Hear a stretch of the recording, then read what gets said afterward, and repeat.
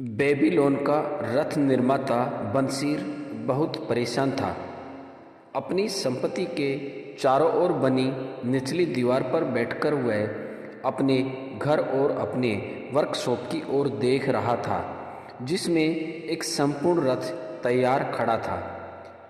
उसकी पत्नी अक्सर खुले दरवाजे पर दिखाई दे जाती थी।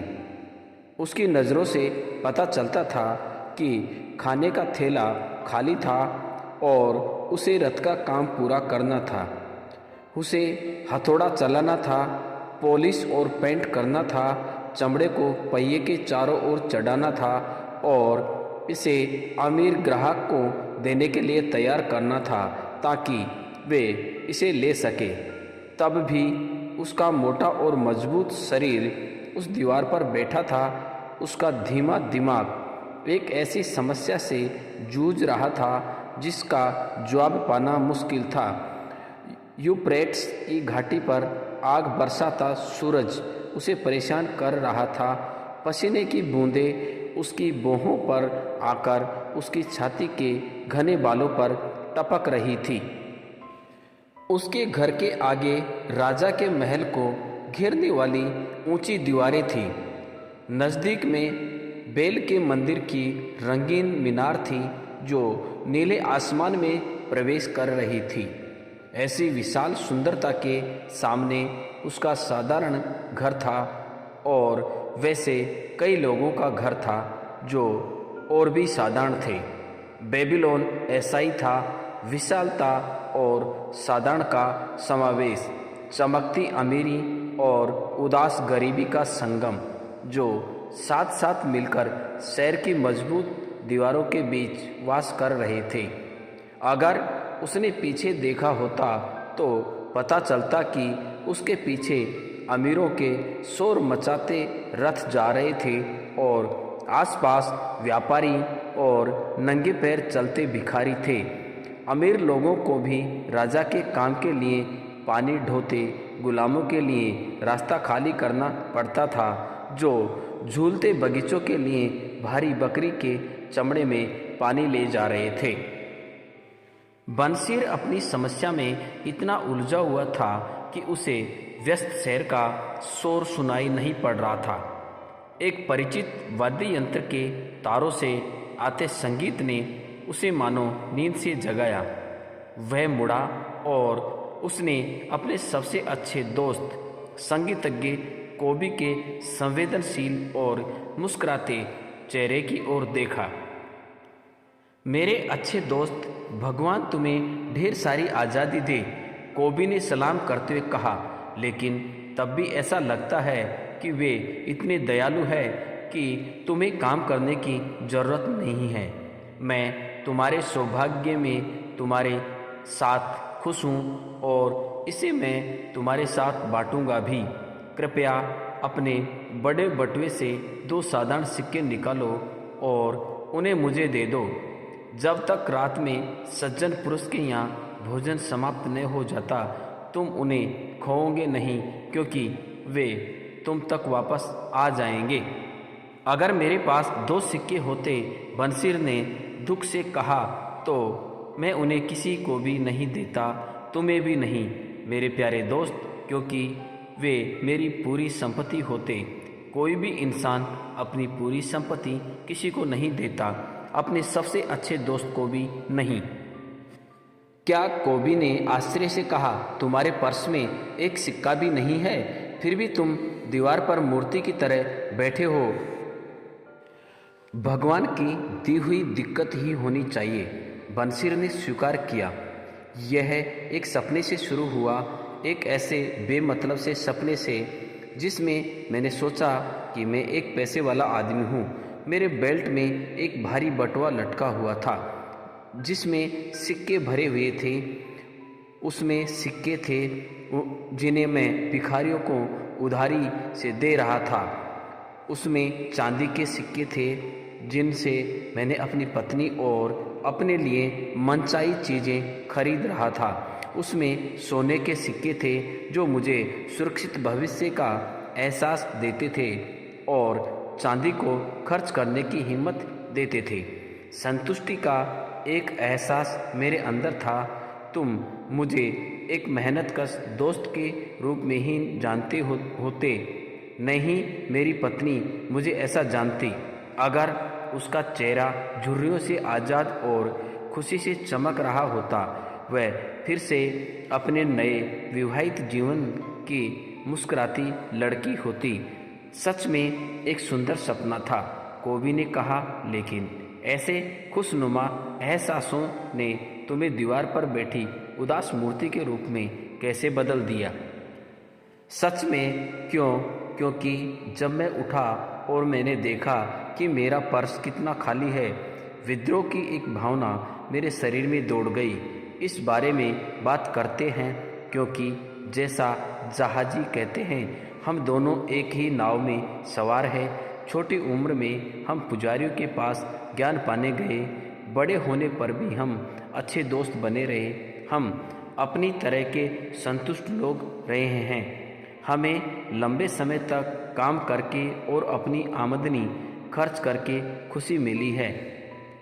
हमने पिछले सालों में इतने सिक्के कमाए हैं, लेकिन हम उन खुशियों को नहीं जानते जो पैसों से आती है। हमें सिर्फ उनके सपने आते हैं। वाह, क्या हम मूर्ख भेड़ों से ज़्यादा कुछ है? हम दुनिया के सबसे अमीर शहर में रहते हैं। व्यापारी कहते हैं किसी के पास भी हमारे जितना धन नहीं है। हमारे आसपास इतना धन है, लेकिन ये हमारे लिए नहीं है। आधी जिंदगी के शर्म के बाद भी मेरे अच्छे दोस्त, तुम्हारे पास एक खाली बटुआ है और तुमने मुझसे कहा, कृपया अपने बड़े बटुए से 2 साधारण सिक्के निकालो और उन्हें मुझे दे डालो। जब तक रात में सज्जन पुरुष के यहाँ भोजन समाप्त नहीं हो जाए। नहीं, मैं मानता हूँ मेरा पर्स तुम्हारे जितना खाली है। मामला क्या है? हम सोने और चांदी क्यों नहीं कमा सकते जो खाने और कपड़ों से ज़्यादा दे सके? ये भी सोचो कि क्या हमारे बेटे, बंसीर ने आगे कहा, वे भी हमारे कदमों पर ही नहीं चल रहे हैं? क्या उन्हें और उनके परिवार को और उनके बेटों को, उनके परिवार को पूरी जिंदगी इसी तरह बकरी के दूध और दलिया पर बितानी होगी, भले ही उनके चारों ओर सोने के खजाने भरे हो? बंसीर, हमारी दोस्ती के इतने सालों में कभी भी तुमने ऐसी बात नहीं की। कोबी चकरा गया। इतने सालों में मैंने कभी इस तरह से नहीं सोचा। सुबह से लेकर रात होने तक मैंने अपने रथों पर उतनी मेहनत की जितना कोई इंसान कर सकता है, अंदर ही अंदर आशा करते हुए कि ईश्वर मेरे अच्छे कामों को देखेगा और मुझ पर समृद्धि बरसाएगा। पर ऐसा नहीं हुआ। अब लगता है ऐसा कभी नहीं होगा, इसलिए मेरा दिल उदास है। मैं एक पैसे वाला आदमी बनना चाहता हूँ। मैं ज़मीन और मवेशी का मालिक बनना चाहता हूँ। मैं अच्छे कपड़े और बटुए में सिक्के रखना चाहता हूँ। मैं अपनी पूरी ताकत से इन चीज़ों के लिए काम करना चाहता हूँ, अपनी पूरी कुशलता के साथ, अपनी पूरी बुद्धि के साथ। पर मैं चाहता हूँ कि मुझे मेरी मेहनत का पुरस्कार मिले। हमारे साथ मामला क्या है? मैं फिर से पूछता हूँ, हम उन लोगों की तरह अच्छी चीज़ों को आनंद क्यों नहीं उठा सकते जिनके पास इन्हें खरीदने के लिए स्वर्ण है? अगर मैं इसका जवाब जानता, कोबी ने जवाब दिया, तो मैं भी तुम्हारी ही तरह संतुष्ट होता।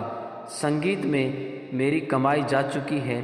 अक्सर मुझे इस तरह से प्लान बनाना पड़ता है कि मेरा परिवार भूखा न रह जाए। साथ ही मेरे सीने में ऐसे बड़े वाद्य यंत्र के लिए गहरी इच्छा है जिससे मैं ऐसा संगीत पैदा कर सकूं जो मेरे मन की गहराई से आए। इस तरह के यंत्र से मैं ऐसा संगीत बना सकता हूं जो राजा ने कभी न सुना हो। तुम्हारे पास ऐसा वाद्य यंत्र होना चाहिए। पूरे बेबीलोन में कोई भी इंसान इतना मधुर नहीं गा सकता, इतना मीठा नहीं गा सकता, जिससे सिर्फ राजा नहीं बल्कि देवता भी खुश हो जाएं। लेकिन तुम ऐसा कैसे कर सकते हो जब हम दोनों राजा के गुलामों की तरह गरीब हो? घंटी को सुनो, देखो वे यहाँ आ रहे हैं। उसने अर्ध नंगे पसीने से तरबतर पानी ढोते लोगों की कतार की ओर इशारा किया जो नदी से पतली सड़क की ओर जा रहे थे। मार्च करने वाले वे 5 थे। हर एक के ऊपर बकरी की खाल से भारी थैले में पानी था। एक अच्छे कद वाला आदमी उन लोगों का नेतृत्व कर रहा था। कोबी ने घंटी वाले इंसान की ओर इशारा किया जो बिना किसी बोझ के आगे बढ़ रहा था। अपने देश का एक शक्तिशाली आदमी ये साफ दिखता है। इस कतार में कई अच्छे कद वाले लोग हैं। बंसीर ने स्वीकार किया, हमारी तरह अच्छे लोग हैं। लंबे गोरे लोग जो उत्तर से हैं, दक्षिण से हंसते हुए काले लोग हैं, आसपास के देशों से छोटे भूरे लोग हैं। सभी एक साथ नदी के बगीचों की ओर जा रहे हैं, आगे पीछे, हर रोज हर साल। इनके पास सामने देखने के लिए खुशी नहीं है। टैंकों के बिस्तर पर सोते हैं। खाने के लिए मोटा दलिया। इन बेचारे लोगों पर दया आती है कोबी। उस पर मुझे भी दया आती है। तब भी मुझे दिखता है कि हमारी हालत इनसे खास अच्छी नहीं है। हालांकि हम खुद को आज़ाद कहते हैं। ये सच है कोबी, भले ही सुनने में कितना बुरा लगे। हम हर साल इसी तरह से गुलामों की ज़िंदगी नहीं जीना चाहते। काम काम बस काम, पर कहीं पहुंच नहीं रहे। क्या हम नहीं सीख सकते कि कैसे उनकी तरह स्वर्ण पा सकें? कोबी ने पूछा। शायद हम उन लोगों से कोई रहस्य सीख सकें जो जानते हैं, बंसीर ने सोचकर जवाब दिया। आज के दिन कोबी ने सलाह दी। मैं अपने पुराने दोस्त अकरद से मिला जो सोने के रथ में जा रहा था। मैं कहूँगा कि उसने मुझे वैसे अनदेखा नहीं किया जैसा करना बहुत लोग अपना अधिकार समझेंगे। बदले में उसने अपना हाथ हिलाया ताकि सारे देखने वाले लोग उसे संगीतकार कोबी को संबोधित करते हैं और उसकी ओर दोस्ती भरी मुस्कान से देखते हुए देखा। उसे बेबीलोन का सबसे अमीर आदमी माना जाता है। बंसीर ने सोचा, वह इतना अमीर है कि राजा भी उससे खजाने के लिए मदद लेते हैं। कोबी ने कहा, इतना अमीर? बंसीर ने कहा, मुझे डर लगता है कहीं मैं अपने हाथ उसके मोटे बटुए पर न डाल दूं। बकवास, कोबी ने फटकारा। एक इंसान की संपत्ति उसके बटुए में नहीं होती। एक मोटा बटुआ तुरंत खाली हो जाता है अगर उसे भरने के लिए स्वर्ण की धारा न हो। अकरद के पास आमदनी है जो इसे लगातार भरती रहती है, भले ही वह कितना ही खर्च क्यों न करे। आमदनी यही वह चीज़ है, बंसीर ने कहा। काश मेरे पास आमदनी का एक ऐसा स्रोत होता जो मेरे बटुए को भरता रहता। भले ही मैं दीवार पर बैठूं या दूर देशों की यात्रा करूं। अकरद को पता होना चाहिए कैसे एक आदमी अपने लिए आमदनी बना सकता है। क्या तुम्हें लगता है वह ये तरीका मेरे जैसे धीमे दिमाग वालों को भी समझा सकता है? मुझे लगता है उसने ये तरीका अपने बेटे नोमासिर को सिखाया। कोबी ने जवाब दिया। क्या वह निनेवे के पास नहीं गया जैसा ये बताया जाता है, और वह अपने पिता की सहायता के बिना शहर का सबसे अमीर आदमी बन गया? कोबी, तुम्हारी बात से मुझे एक दुर्लभ विचार आता है। बंसीर की आंखों में एक चमक आ गई। एक अच्छे दोस्त से सलाह लेने में कुछ खर्च नहीं होता, और अकरद वैसा ही अच्छा दोस्त है। माना कि हमारा बटुआ एक गिद्ध के घोंसले की तरह खाली है, लेकिन हमें इससे परेशान नहीं होना चाहिए। हम इस संपन्न जगह में बिना स्वर्ण के होने के कारण थक गए हैं। अब हमें पैसे वाला आदमी बनना है। आओ अकरद के पास चलते हैं और पूछते हैं कि हम भी अपने लिए कैसे कमा सकते हैं। बंसीर, तुमने सच्ची प्रेरणा से कहा है। तुम मेरे दिमाग में एक नई समझ लाए हो। तुमने मुझे एहसास दिलाया है कि अब तक पैसे क्यों नहीं कमा पाए। हमने कभी इसे खोजा नहीं। तुमने बड़े धीरज से बेबीलोन में सबसे मजबूत रथ बनाए। इस लक्ष्य से तुमने सबसे बेहतर कोशिश की है, इसीलिए इस काम में तुम सफल हुए। मैंने एक सफल संगीतज्ञ बनने की कोशिश की और इस कारण मैं सफल हुआ। जिन चीज़ों पर हमने कोशिश की हम उनमें सफल हुए। देवता हमें ऐसा करने देते रहे। अब अंत में हम सूरज की तरह चमकीली रोशनी देखते हैं। इसने हमें सीखने की दिशा दिखाई है ताकि हम और तरक्की कर सके।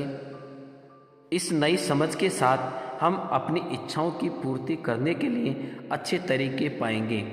अकरद के पास आज ही जाते हैं, बंशीर ने कहा। साथ ही हम बचपन के अपने दोस्तों से भी पूछते हैं जिन्होंने हमसे ज़्यादा सफलता नहीं पाई, ताकि वे भी इस ज्ञान को पा सकें। बंशीर, तुम हमेशा अपने दोस्तों के बारे में सोचते रहे हो, इसीलिए तुम्हारे पास इतने दोस्त हैं। जैसा कह रहे हो वैसा ही होगा। हम आज ही जाकर उन्हें साथ ले चलेंगे।